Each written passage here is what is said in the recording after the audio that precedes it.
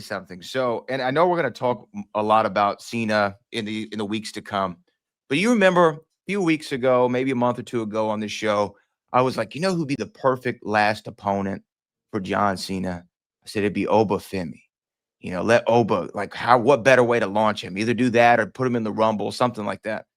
And now that John Cena has won the Intercontinental Championship, and there's this tournament to declare who's going to, get his last match at Saturday night's main event, December the 13th, in Washington, D.C. I would put $100 on it being Obafemi. I'm feeling very confident about this call. I think that it's the right way to go. I think it's going to happen. What don't you feel like that's the best thing that Cena can do? Like you and your brother's last match. I don't know. I mean, was putting over another team. Obafemi made his return back to NXT last night. Yeah. I don't know if you saw that. I did. And I don't know. Obafemi seemed like he's back for one more run, at the NXT Championship. And I'm wondering, I mean, if he does go against Ricky Saints, I don't think that they brought him back. I don't like booking the show. I don't think. I know you don't. I don't think they brought him back to lose or anything like that. But if he is the next in line for that championship with Ricky Saints, you know what I mean, as far as that being the next guy in line, number one contender. I don't know. I don't see the John Cena thing working out. You know what I mean? The timing is not right. It's going to be interesting to see who actually gets that spot. Yeah, I saw Javon Evans. He got a spot. Javon Evans is in there. In there as well, So I don't know. I don't know who it's going to be. If it is someone like Obafemi, I'm definitely going to be excited. For someone like Oba. Yeah, because there again, a match like that could, boom. The passing of the torch.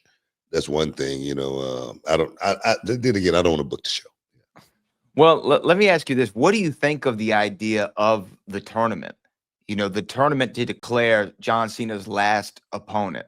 It's kind of a genius idea, in my opinion. People on the line didn't seem to like the idea, but I thought, what a great way to build television, build the match, give people an opportunity. And I thought this was such a great idea. You know what? This might be something that's going to be normal for guys when they get ready to leave. That's the way I see it. I mean, this is a great idea.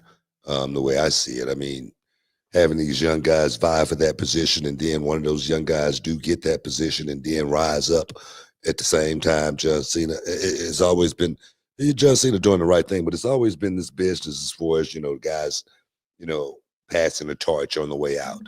Guys, are they going to do the right thing? I think, what John Cena has done on his way out, man, it's just been remarkable. It really has been. I wish I could have gone out like this. I'm serious. And I'm not lying. I wasn't even thinking about, a retirement tour or anything like that. You know what I mean? I was just let me wrap this thing up. I'm serious. But nah, man, I think it's genius what John Cena's doing and what the company's doing with John Cena.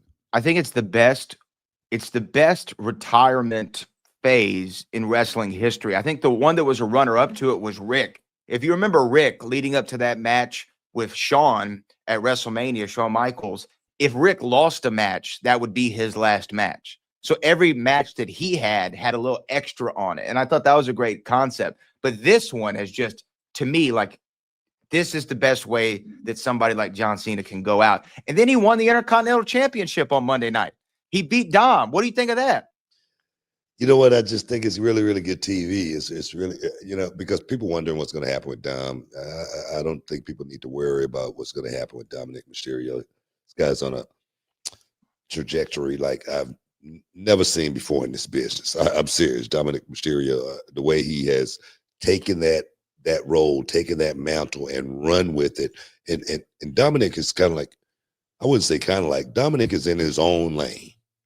Nobody else can do what he does. Nobody can do what he does. I agree. So he's gonna be good as far as John Cena winning it to set up this retirement tour. It's perfect. It's perfect. You know what I mean? Because somebody's gonna get that shot, and there again, person's gonna have a chance to walk in and perhaps walk out the new champion and beating John Cena. The story is just too good. It's too good. It's too good, man. Like it has so much going into that. And I hear all the luminaries are going to be there in Washington, D.C. for John Cena's final match. They're saying the president's going to pull up to see John Cena. I'm just saying, like, people are excited to see the what the man they call the greatest of all time is going to do. And I think that that's more than a marketing tool. I think John, he's earned the right for people to refer to him like that. He might not be your GOAT personally, but you have to admit that he is a GOAT.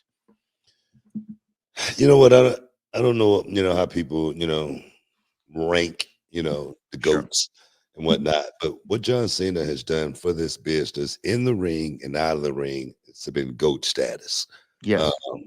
literally the time on the road, the time, pounding the miles and miles and miles. You know what I mean? Talking about that bump card, you know, come on. You know, I think John Cena's had the career that anyone, anyone getting in this business should admire and want to, emulate and be like John Cena one day.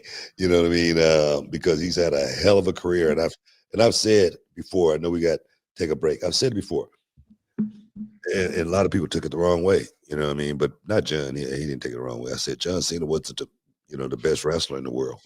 He wasn't the most talented guy in the ring or anything like that. The guy was so smart. The guy could go out there and really make you feel something in the middle of that ring. And that's that effect to where, it's like the wind. You can feel it, but you can't touch it, but you know it's there. That's John Cena. Stick around, guys. You're in the Hall of Fame. We'll be back in a minute.